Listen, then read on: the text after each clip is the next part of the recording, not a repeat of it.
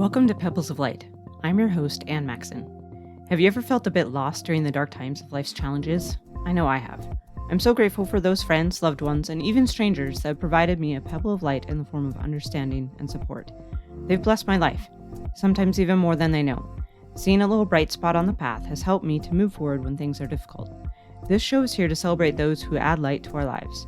We will share some of their stories as well as ways in which to light the paths of others. Please come find me on Instagram and Facebook at Pebbles of Light, as well as at Maxson.com.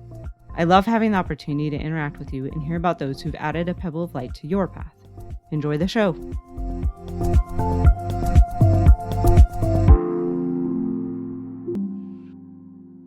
Welcome to Pebbles of Light, Episode 2, How to Move Forward When Serving Others Feels Uncomfortable. First, I want to say a huge thank you to all of you who've provided so much support and encouragement after Episode 1. I want to share a review of the week. This one comes from A Full Nest Digest. She says, Anne has the most amazing storytelling ability. I love her perspective on life and her ability to always look for the light and the good in everyone around her. Thank you so much. If you have an opportunity to share a review, I would so appreciate it. It really helps to get the podcast out to those who are looking for a message of light and hope. Before we jump in today, I want to share a quick word from this week's sponsor.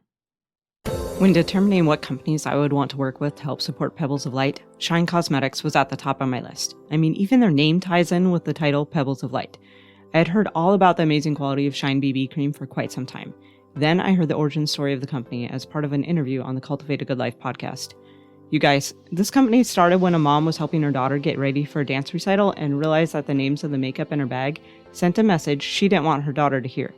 At Shine, you get shades with names like Beloved, Majesty, Determined, Loyal, Valued, Courage, and Empowered. And it's amazing makeup. I'm not a big makeup person, but Shine helps me love makeup. And if you want some lip color that isn't going to get all over your face mask, then their Lip Last is the way to go. Head on over to Shine Cosmetics and use code ANNM10, that's Anne with an E, or click the link in the description for 10% off on some amazing makeup with a positive message and help support Pebbles of Light at the same time. It's an awesome deal. Back to the show. As follow-up to last week, do you remember the pebble? Last week, the pebble was to think about and document your light shiners. How did that go? Please feel free to reach out to me through Pebbles of Light on Instagram or wherever else you can find me. There's links in the show notes. And let me know how it went for you. In what ways have you been able to provide a pebble of light to others? And has it ever made you feel a little bit uncomfortable? Today, I want to share 3 stories of my experiences where I've had to kind of go out of my comfort zone in order to share a pebble of light with others. Frequently, I've found myself in situations where I felt prompted to do something, but I'll add a caveat. So, for example, I'll get an impression of, tell this person that they're doing a great job, and I'll respond in my head, I'll do that if they happen to walk right past me. I'm constantly working to become more dependable and allow the Lord to use me in His circumstances, not just when I force it into my ideal situation. Shortly after my husband and I moved into a new ward, I had a prompting that I should ask one of the ladies in the ward if she would like me to help her type up her personal history. She had somewhat severe arthritis, so it wasn't totally unjustified, but still, I thought, that's a beyond the boundaries type of question. Seriously, if someone asked me if they could type up my personal history, I'd be a little hesitant, especially if it was someone I didn't know very well. I tried to put the thought on the back burner, but it stuck with me. Months later, I was bringing this sweet sister some cookies. She invited me into her house and we chatted for a bit. The prompting came back. I thought to myself, I'm not going to bring it up. It just sounds too crazy. However, the prompting was persistent, and so I said, I have kind of an odd question for you. She looked a little concerned and said, okay. I asked her if she kept a journal, or if she had a memoir or anything like that. She said that she'd been a diligent journal writer since her teens and that she believed it to be important. With that, I had the thought of, see, she has a journal. I fulfilled my part of the prompting. Quickly, I felt reprimanded by the Spirit, and I knew I needed to continue to follow through on the prompting. I explained that the reason I had asked was that I had felt prompted to ask if she would like help in typing up her history. Instantly, the Spirit filled the room. She teared up a bit and said that she'd been trying to figure out how to compile her journals and stories and put them on the computer. Her arthritis made it very difficult and painful to write or type, and she had been praying for a way to make it work. I finally understood what the Spirit was trying to convey, and the way in which I could be a ministering angel to this sweet sister.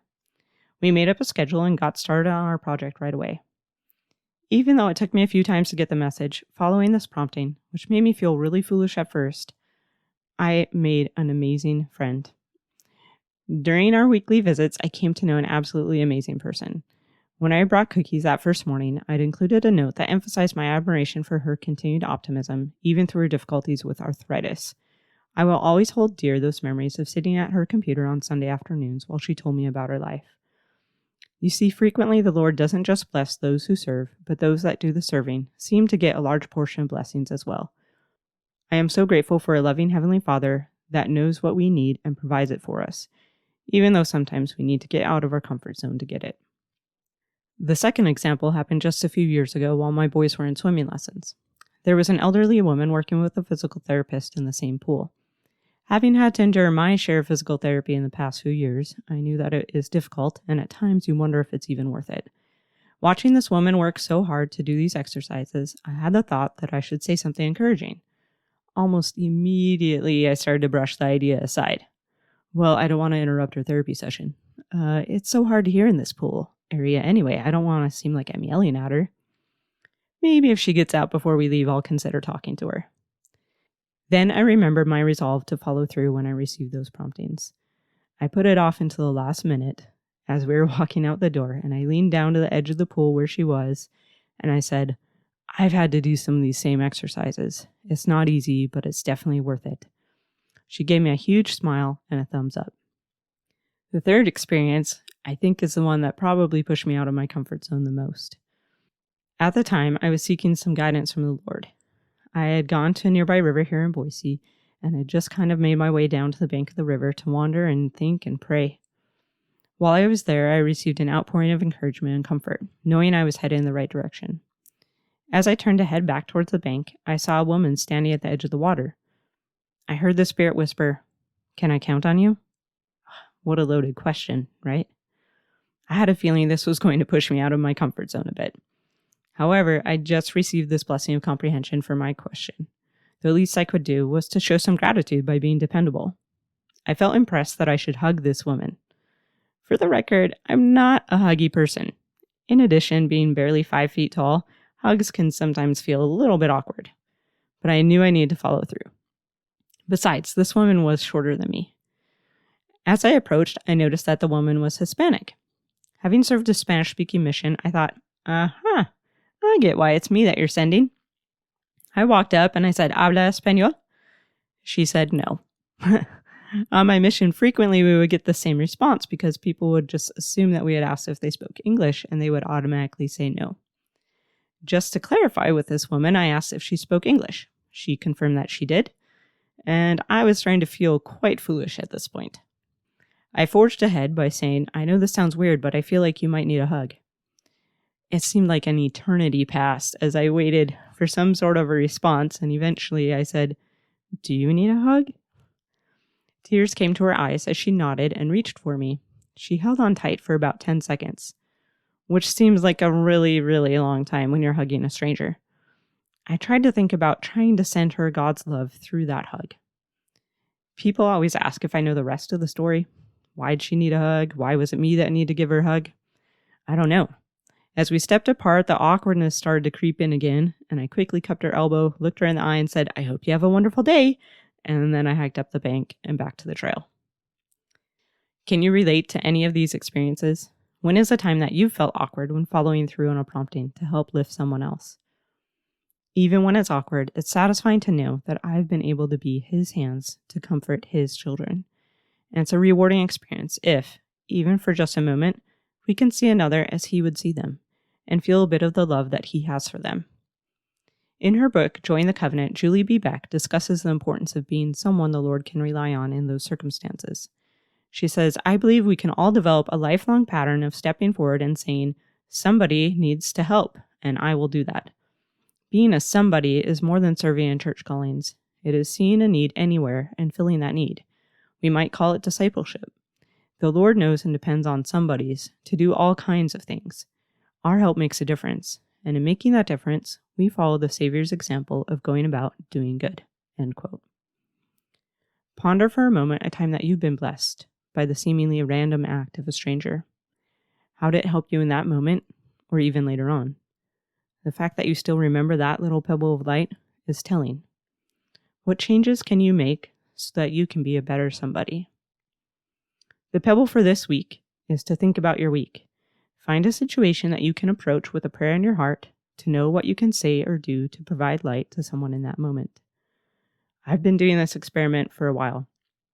I started this experiment of trying to go into situations with a prayer to know what to say to people, whether it was the clerk at the drugstore or someone at the temple or a teacher at the boys' school.